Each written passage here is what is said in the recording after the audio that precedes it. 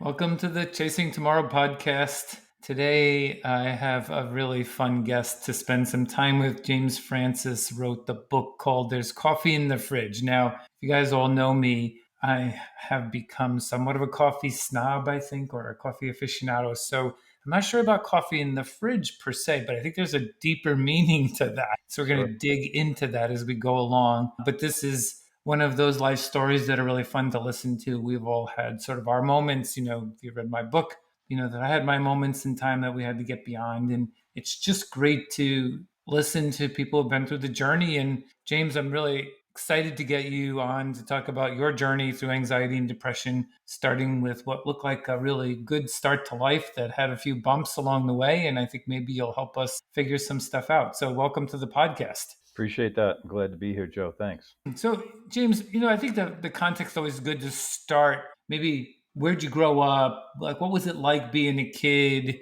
I think you were a D1 player in lacrosse. So you had, some really big things going on and you became executive at some point. And so a lot of good things happened. But then, so let's hear the backstory before we get into what happened after that. Yeah, no, that's great. And I appreciate that. I think that's part of the reason why I wrote the book is because the backstory, right? All of our backstories is ultimately the root cause or where you want to find the issues if you're looking to fix something. And so yeah, I grew up on Long Island, which is actually where I find myself today, stuck in a hotel room in a pouring rainstorm because my 40th high school reunion is tonight. So Oh, yeah, so it's an interesting sort of confluence of people that are coming into my life today. But yeah, I grew up on Long Island. I was the only son of my parents. I had three sisters. My parents separated when I was very young, 6, 8 months old. So I grew up with my mom and my three sisters in a very small home, very humble. We never lacked for anything, but we knew we were not wealthy by any means. And my outlet in life, my full focus in life, the thing that I think helped me survive much of my depression experiences was athletics. I was a great athlete from a very young age. At the time when only one person got a trophy, not everybody got a trophy. I was the kid that mm-hmm. got the trophy. So Mm-hmm. that parlayed itself into a lacrosse scholarship to play in college. And I played at a pretty serious level of lacrosse until I was about 30 or 30. So it's always been something that's been involved in my life. It's given me very good fortune in terms of, I would say, a stable underpinning to get me through stuff. And so I've always been athletic. I've it's that's a key part of my health, and it's something that I love. So I got out of college and married my college sweetheart and went to work in Manhattan. I went right to work down on Wall Street in the insurance business actually, and wanted to reverse my humble upbringing and was focused on making money.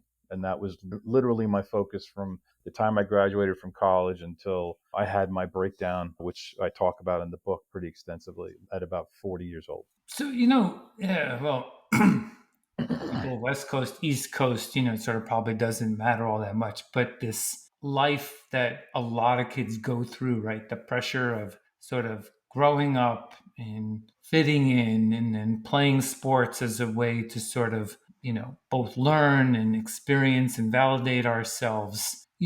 Let's talk just a little bit about, so you said you were a great athlete, so there was probably some good positive feedback happening because of that. But how was that sort of, setting you up as you went along?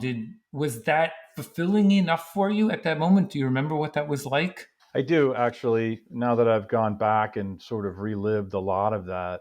And you hit the nail on the head, right? It's fulfilling to a certain extent, but it's not fulfilling from an emotional standpoint, right? Mm.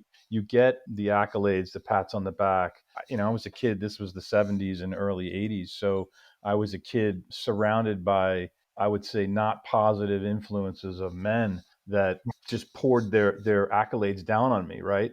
But it's a pretty empty feeling when you're actually home alone and there's no father figure in your house. My mom suffered from depression, so that sort of energy, was in our home as well. So the minute I stepped off the field or off the court, I felt completely empty and Mm. emotionally drained because I wasn't getting what I really needed, right? Which was some sort of I guess, a love experience that was a true emotional connection. Yeah, it's interesting because, then especially as a a boy, right, and turning into a man, not a lot of societal sort of support for weakness. Yeah. You're a tough guy.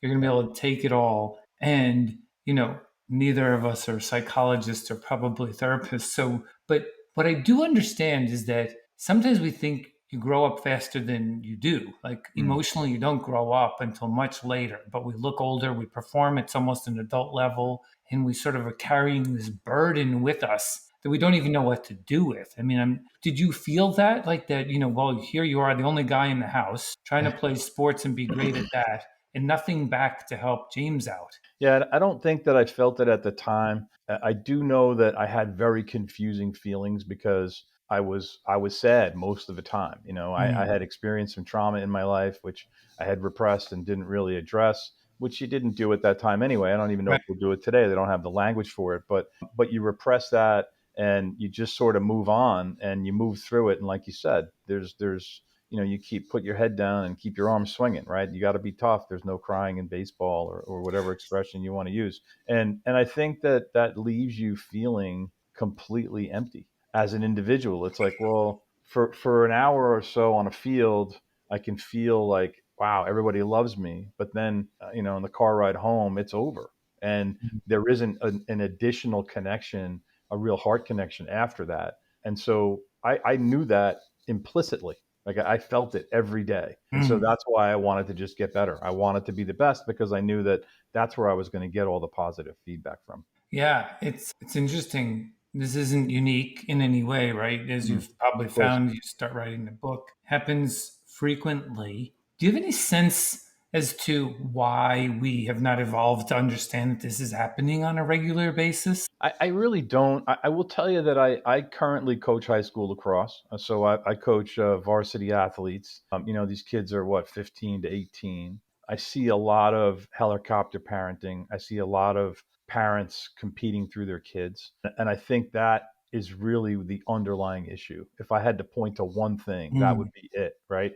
If I had a wish for every high school athlete that stepped on a field, it would be that they're there for their own reasons, that they're there to have fun, they're there to socialize.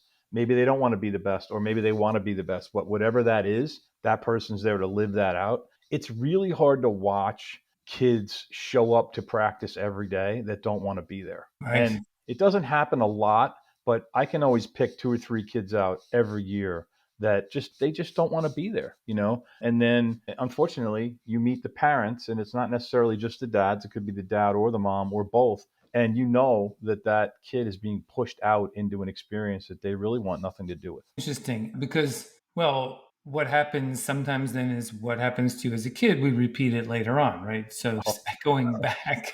Always. That is a universal fact. And so, if we know this to be true, then we're an advanced race, I think. We should actually try and learn by this. So, all right. So, you get through, well, of course, you're living with a single parent and you're playing at a nice high level and you're getting this good feedback system. And, now you're going to work and get into the work world. How did you evolve out of being sort of like great feedback as a Division 1 athlete, and now you're back to sort of a square one out of college and now into the workforce in one of the least friendly environments in New York City I think environment? Yeah, no, you're absolutely correct. It's part of it is leaving the field, right? Leaving the field of glory and now putting on a suit and this costume that is not Yep, me. right. And I know that I'm chasing the money, and that's the reason why I'm putting on this costume and pretending to be somebody that I'm not. And I think that was the underlying issue for me. It was that I was now trying to fulfill this thing that I thought society had defined was the goal, right? Put on a suit, put on a tie, go to work, make $100,000, and everything will work out. Yep. And I think that that is where I went sideways. And I did it for a long time, and I was Mm. smart and I was good at it. But at the same time, I think every single day that you walk down that path, you are separating yourself from who you are. And when you're not who you are, the relationships around you start to fall apart. They just can't exist in a healthy environment. So I think it chipped away. It wasn't something that happened all of a sudden, right? It was a daily thing that sort of chipped away and chipped away. And eventually, all of the repressed feelings and any trauma that occurred in early life it comes back, it boomerangs on you at a point in time when you can either handle it or you can't, but there has to be a break point. Yeah.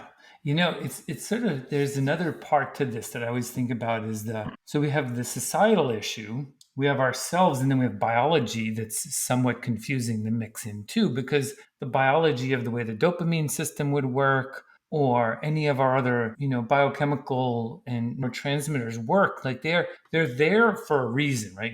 Dopamine's there as a motivation, serotonin and oxytocin are there for relationships and feeling loved so that we're productive members of society.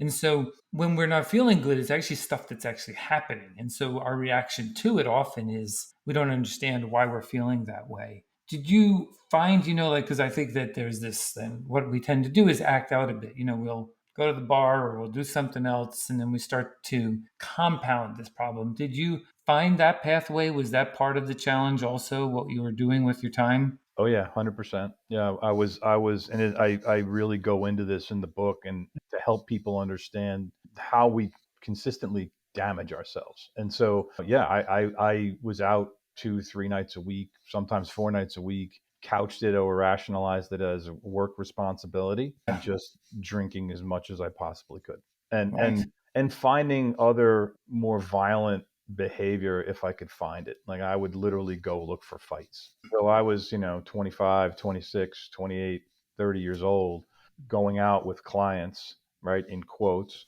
drinking myself into oblivion and then trying to figure out a way to harm myself, either to get into a physical altercation with someone or to actually, put myself in a really dangerous situation like walking down the street in Manhattan waiting for somebody to jump me. I mean, Yeah. it was a very the depressive episodes that I experienced in that time were really dangerous. And I just really wanted to take myself off the planet. And that was the only way that I thought it would happen. So, yeah, these are always these scary moments where, in some sense, it feels like some other system is operating you, right? Mm. We don't want to be like that, but there's something that you can't resist because there isn't a good reason we could ever justify that behavior, right? None of us. And I'm sure a lot of people knowingly have walked into it, but then don't like it later. As this was happening, how, other than this sort of desperate feeling, what was your sort of awareness of how this was starting to develop in your life, and how did you feel about that? I really didn't have any conscious awareness. I was not consciously competent about what was going Mm, on at all. Like I said, it's one of those things that just sort of chipped away. Now I was married and with someone who had known me since I was 20 years old, so she had a pretty good handle that I wasn't in my right mind much of the time, but didn't really understand mental health issues, had no experience with it, and neither of us recognized what was actually going on. So, and the thing is that I was highly functional in my job, right? I was very good at it and I was making more and more money. So, something good must have been happening, right? And so that's sort of the confusion I think around a lot of this, around a lot of mental health issues, is that people can look and feel like they're normal, right? Whatever yeah, that means, right. and still struggling pretty dramatically that behind closed doors. So my wife and I would have conversations. We would do this dance of where things would break down and not go well for a period of time, and then she would say, "Look, enough is enough. We've got to get this out. We've got to figure out what we're going to do." And for 6, 8 months, a year at a time, things might go well, but then ultimately I would slip back, right, because I wasn't addressing the root issues. Were there any other areas where you got some feedback? People, friends, family who were saying, "Hey, James, yeah, that's a little much. Maybe we should crank it back a little. I'm here to help." Did you find any of that? Not really. I talked a little bit about my family, the people that were closest to me growing up, or people that sort of knew me, were also dealing with their own issues, right? So that was an area that wasn't helpful to me. I was purposely, now that I understand it, creating very surface level relationships with anybody that I interacted with, right? Right. I did what I needed to do from a work standpoint, but I never let anybody in beyond that. And I think that, that's part of the whole addictive depressive behavior is you learn how to avoid situations where somebody might be able to say, "Hey, you might need some help here." Did you, of course, you had this very positive feedback when you're in college and playing sports. Hey, I'm really good at sports. Now I have this positive feedback in the work environment, which is I'm making money and I'm successful. But underlying it throughout that was this fragile person who Mm. was missing something, right? And that was really that commonality continued. And so at some point, right, that foundation is what breaks, right? It doesn't matter if the systems are giving us good feedback. Is now that you think about it now, did you start to see cracks in that? Like that got bigger and bigger and it made it harder for you to even be like feeling good about yourself with the positives? I did. It resulted in sort of massive physical exhaustion. So, I would do what I need to do during the week and meet my responsibilities at work, and then, come the weekend, I was just like a wet dish rag. And that continued for some time, and I think that's where I started to see, yeah, this is really not good. And so it's hard to go through sort of the timeline, right? It's not linear by any stretch, but when we had our first child, prior to that, our relationship was like frayed to a point of just this might just not work out. But now you've got children, and when you have children in this situation, it changes the dynamic, right? It changes the decision process, which is the reason why my wife didn't leave me after a number of years. But I think that the physical exhaustion is the thing that I would point to that really was the result of that sort of disconnect between some level of happiness and functionality in the business environment. Yeah, so something was starting to bubble up to the top here. It was either going to break you, right? One way or the other. Yeah. And so yeah, let's jump a little bit to sort of when it started to break you in this moment where now I knew I need to do something about this. I can't just let it play out anymore. Yeah, so we as I mentioned, we would go through my wife and I would go through periods of time where things would break down, and then we would sort of get right the ship a little bit. I did try to go to therapy once or twice in my mid 30s, but it didn't really stick, and I didn't get it. And I had made a decision. I was running a business in Connecticut, and life was moving right along. Right, tell the story about on May 5th of 2005, I had everything that anybody could ever want from the outside, right? Yeah, Cars, country club membership, owned a business, three children, big house, the whole nine yards. And I was just miserable. I could not feel happy. And I didn't understand why. And then I had made the decision at that point that the people around me would be much better off if I wasn't around.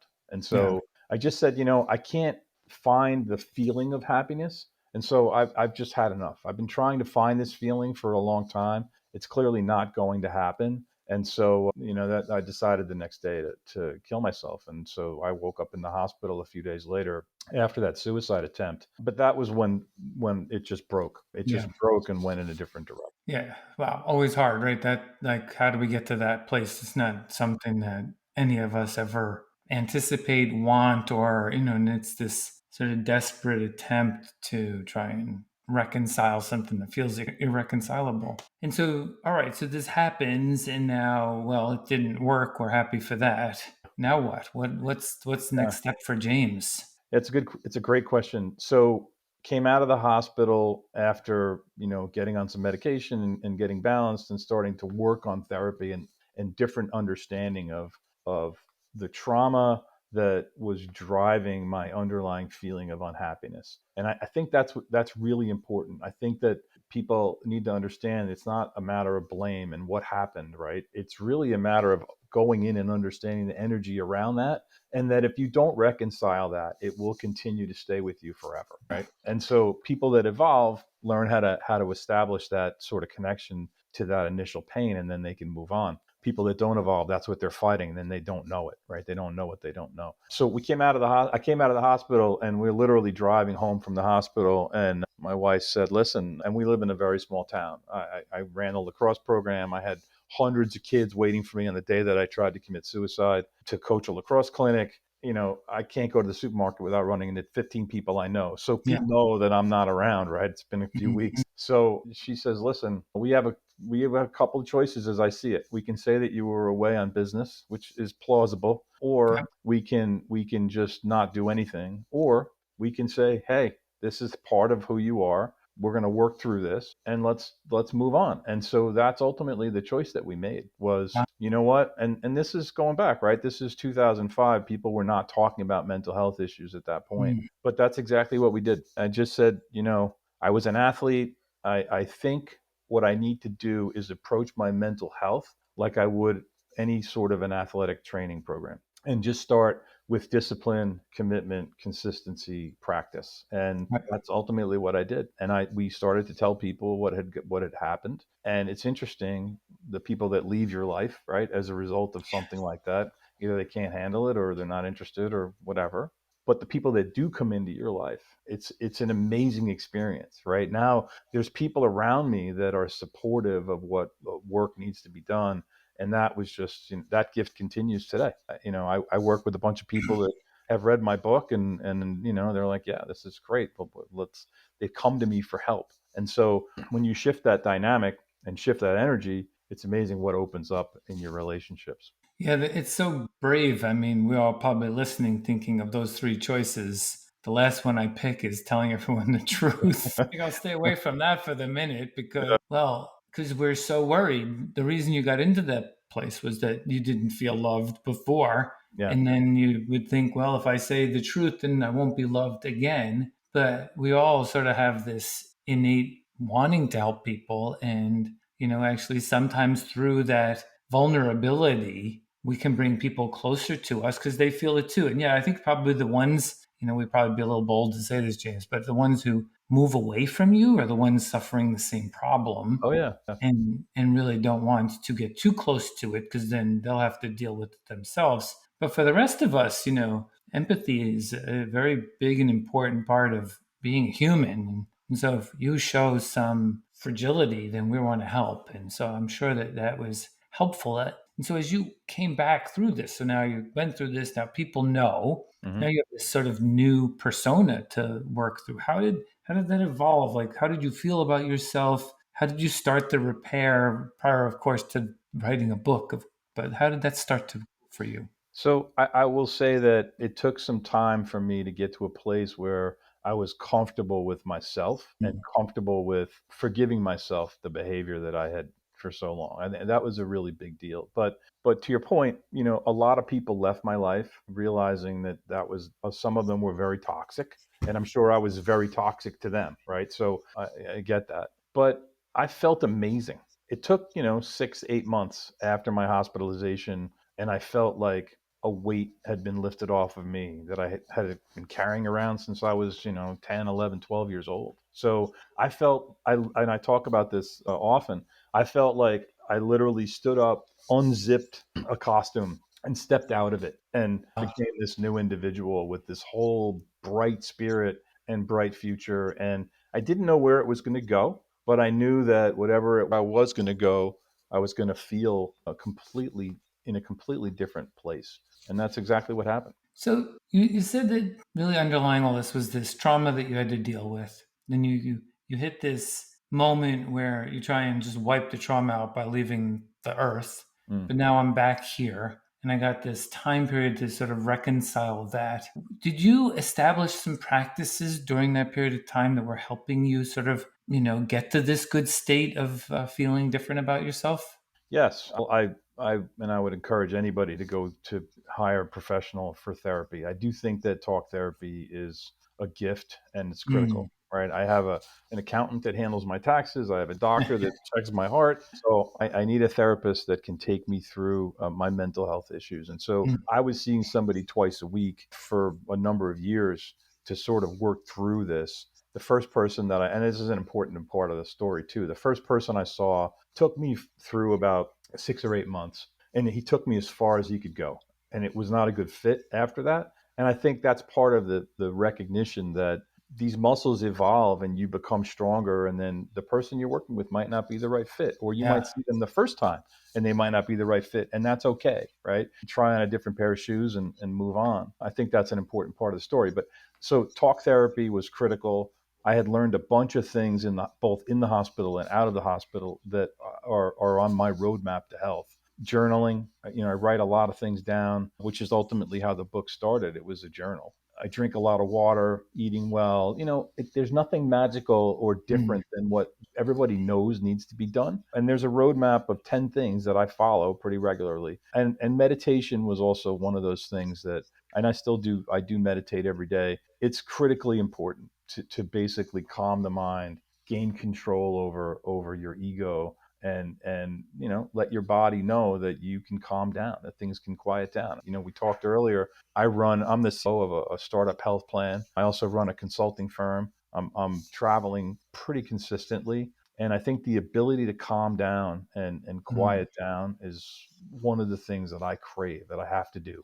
And it can be 30 seconds, it could be 10 minutes. It depends on what's going on in the world, but being able to do that is really important. Yeah, I like the Stoic philosophers, said worry about what you can't control. And I think that's what calming down is about separating those two Hmm. into the things that, really do affect you directly and those that are indirect. And sometimes the ones that we can't control are the ones that bother us the most. But if we can reconcile that, then we have a probably pretty good shot of being stabilized. I think the other thing that I would mention too is that forgiveness. So living gratitude, right? Being Mm, grateful for things and actually writing them down, I think is important. The other thing is forgiveness, being able to forgive the people that wronged you. I already mentioned forgiveness of myself. That took me the longest, yeah. but forgiving the people that had harmed me and letting that go was critical. Yeah. It wasn't going to help you to carry that anymore, right? You had carried it Exactly.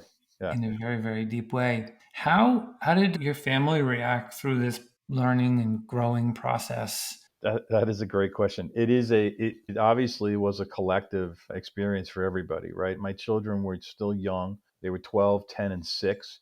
Our Mm, 6-year-old didn't really know much, really what was going on, but the 10 and the 12-year-old, my daughters both did. They experienced a fair amount of fear as a result of that, right? The mm, person that you look up to that is providing, that is, sort of the rock in the family has just said, I'm broken. I don't want to be here. So that's a traumatic experience for a yeah, kid. We took that as part of the healing and also as part of the work that needed to be done. And so, you have to meet people where they are. You're not going to sit down with a 10-year-old and say, "Hey, your dad tried to kill himself and this is what we're going to do," right? But over time, again, with a professional's assistance, you take them through that process. And so we all went through this process together over the probably following 5 years, where the kids were in some therapy when they could be and they wanted to be. But we generally talked about these things pretty openly. And you mentioned earlier that some of this is in your DNA, and it is in my DNA, right? Depressive traits are mm. in my family on both sides. Suicide is in my family on both sides. So we know that our kids are walking around with this DNA. So we've given them the tools to feel this and address the issues as well. Yeah, the thing that's sort of interesting about, especially because it happened to you and then it happens to them, is that sometimes what we do, we don't understand the impact. I make it up. Like, James goes on a business trips and his kids are like, well, my dad's not here because he doesn't like me.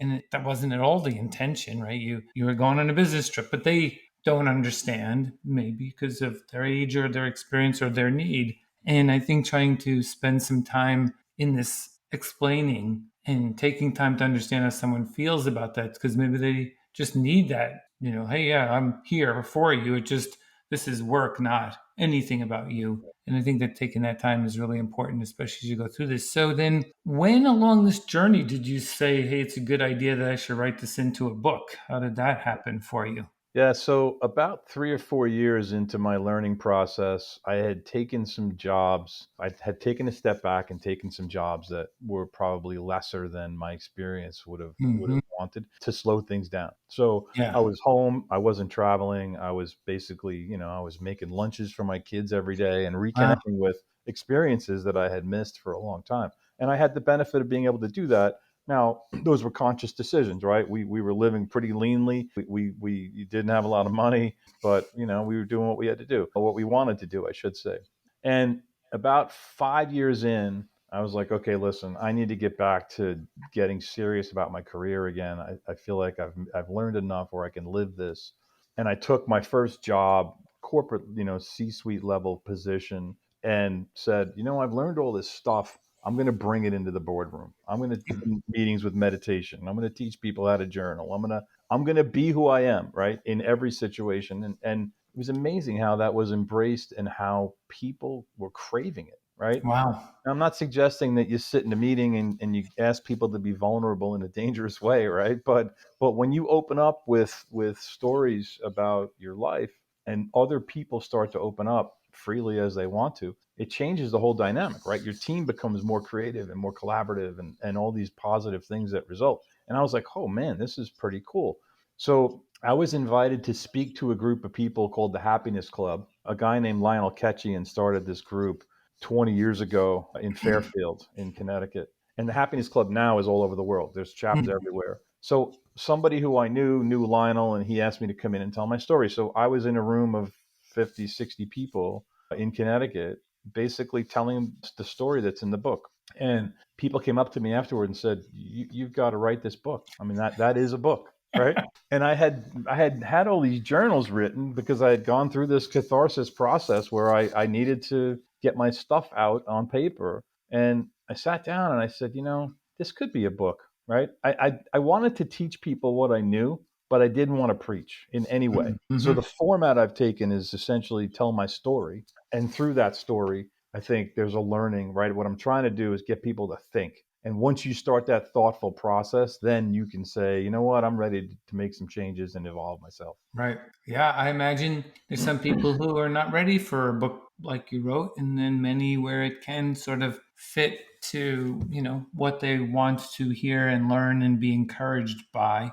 I was chuckling a little bit about the meeting and, like, well, we're not going to have everyone have to sit in a yoga position. I think that one of the problems sometimes that happens is that there isn't a model. Like someone says, we need to be more vulnerable. Well, that doesn't mean there's only one way to do that. And it doesn't mean that you start off by saying, like, I'm confessing to you. Right. What it just means is like it's a little bit about just being complete, being real, Mm. not moving away from both the combination of the good and the difficult. It's the embracing of it because we all deal with it. And Yeah.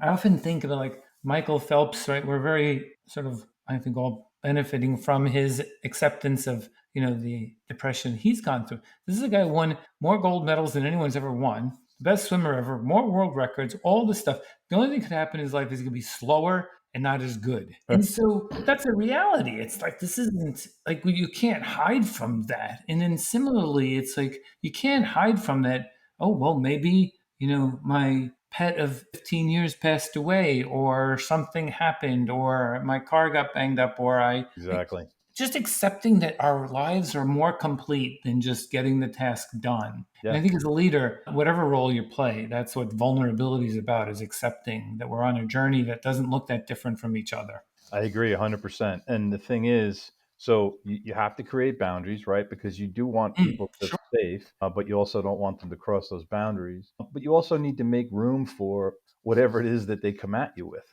right? So people are in varying degrees of vulnerability and openness. But if somebody Mhm. says to you, hey, my marriage is falling apart and, I'm an alcoholic, you have to be able to accept it. You have to make room for that, right? As a leader in the business environment. And so it has to come from the top down. And if it doesn't, it really won't work ultimately. And that most people are just out there trying to check a box. And that's the difference. Well, and I think, James, the other one that I often think of is living whose life? Is it yours or someone else's? Like, Mm. how many times are we doing something really to satisfy someone else versus who we are? I mean, I'm sure people listening to this who had issues with, say, alcohol, for example, but they don't want to drink anymore. But everyone's like saying, oh, just have a drink, have a drink. You're like, if I want to, I should. If I don't want to, I don't. But sometimes we decide based on, sort of the externality rather than what's inside us and getting that strength. I'm sure that you worked on that hard for a while. It was like, I want to be James Francis who's living this life. How Yeah. did you address that? Like, what did you do? You told people this is how I'm going to be? I just am. I just be, Hmm. right? I be who I am. And look, I work with people right now, business partners and people that I work with very closely that have read my book. Some have gotten all the way through it and it resonated, and some have gotten through page 10 and had to put it down, right? Hmm. I draw boundary lines. If I want to go, if people are getting, I was just in Washington, D.C. We just rolled out a new product down there, and it was a bunch of legislators and some lobbyists and the press, and it was a big event. And afterward, everybody was going to dinner, and so I said, "Yeah, I'll go to dinner." And then after that, everybody went out for drinks, and I said, "You know what? I'm going to bed." And so it's just a matter of drawing the lines that you don't want to cross, and knowing that what you will feel the next day as a result of sticking to being who you are is a lot better than anything else that you could possibly feel. Right. And it takes practice, right? It takes Yeah. real I think that the other part of that that I found, my story is as similar as different, I'm mm, sure their podcast would be in the same category, was to sort of establish for everyone else, what mattered to me or what matters to James. So they would respect it for that, mm. So mine was, when they would go to the bar, I would say, well, I'm going to go for a run. And they're like, well, no, you should come. I said, well, if you want to come for a run with me, that's good too.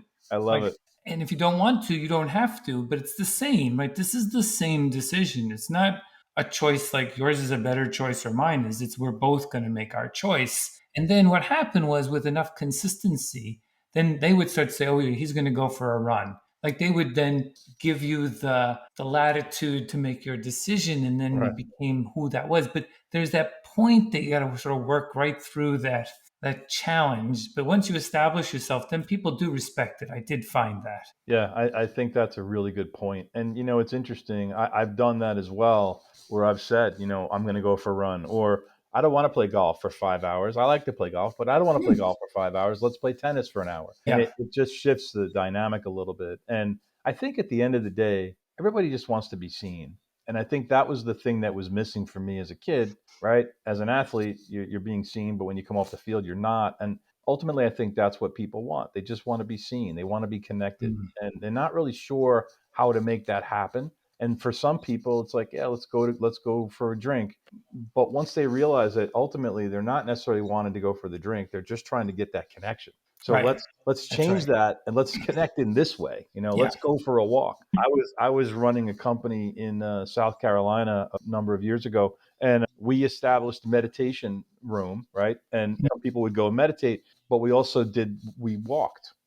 Every 3 hours, no reason given. If you want to get up and go for a walk around the building, get up and go for a walk around the building. And it connects people in a way during that walk, because now they're not working, they're talking about whatever they need to talk about. But again, you got to give people room to make that happen. yeah, I like that. So the writing a book, everyone's like, I should write a book. It's never an easy process. Yeah. I love the idea of the title. So tell us a little bit about the title. Yeah, so the title is essentially the magical moments in life. Like the moments that are so important can be so small. And Hmm. that's the recognition of there's coffee in the fridge. I was getting back to work, getting ready to go on my first business trip since my breakdown.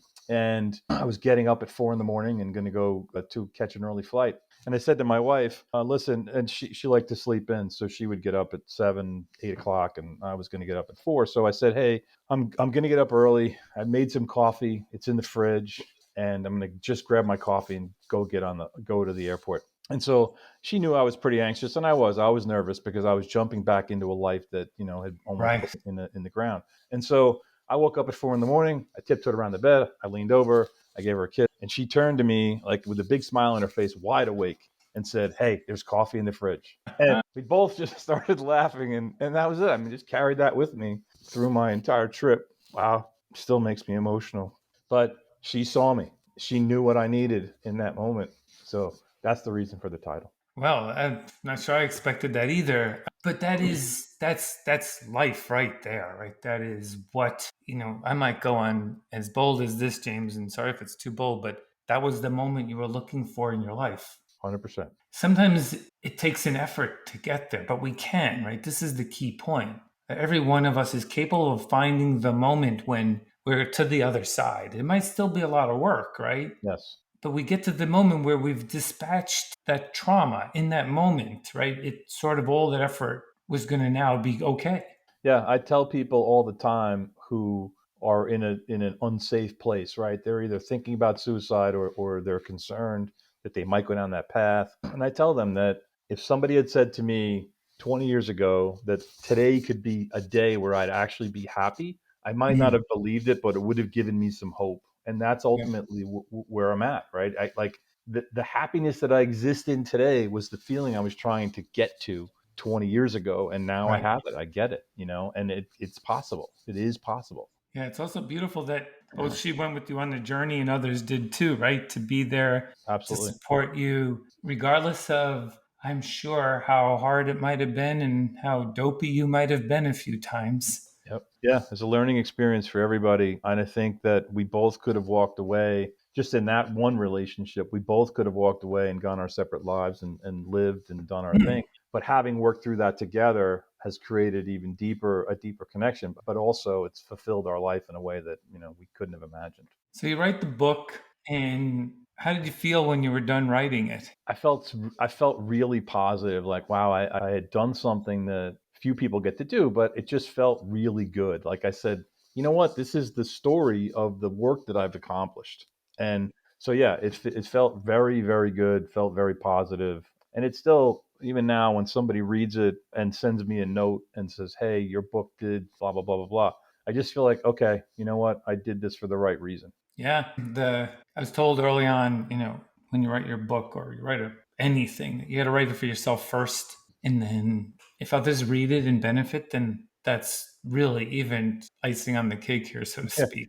yeah, it's true, it's very true. Asset though, it's a resource. I think we're probably back to this sort of like a lot of people. We start with very little, and are we really authors, and is that really in us? Hmm. But maybe before we wrap up, we're like, what did you find out that was in you that you never really knew was in you? Of course, as an author who wrote a book, but Yeah. what else have you discovered along the way? That there is a side of me that is a creative that I didn't feed, right? When I was nurturing my athlete, I wasn't nurturing my creative, which is ultimately who I really am. Like Yep. if I could go back in time, which I have no desire to do, but if I could go back in time, I would have tried to go to Broadway, or I would have become an actor or something Mm, like that, because that's really who I was. I was more of a just a sort of heart connected entertainer and a writer, mm, and so that's really ultimately what I discovered, that I played this part because I was pursuing an economic means, which isn't a bad thing either. But you mm. also have to have the other side of that, right? You've got to feed the other side of that. And I think knowing who that actually is really important. So that's ultimately what I've learned, is to feed that creative. Yeah.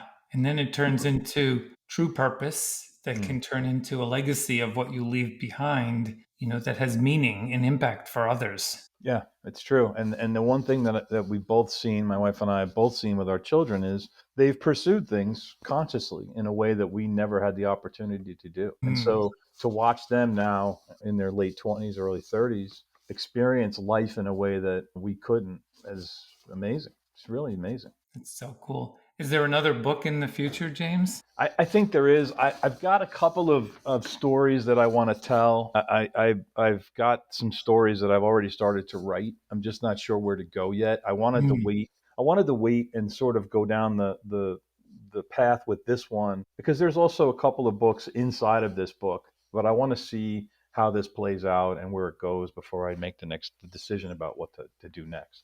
Yeah, it's a big labor as well. You got Yeah. to be serious about that commitment when you Yeah. step into it again. When we started this podcast, I called it Chasing Tomorrow because it was always this sort of lean into the future kind of feeling. Let's go Mhm. chase tomorrow together. And so, for you, what's your chasing tomorrow? What are you leaning into? Well, right now, I am this business that I've gotten myself connected to, and it actually has been very cathartic, because one of the failings that I felt, when I attempted my suicide, was that I was failing in business. I owned a Mm, company, and I felt like, I had imposter syndrome. And there was no way I could have been doing what I was doing.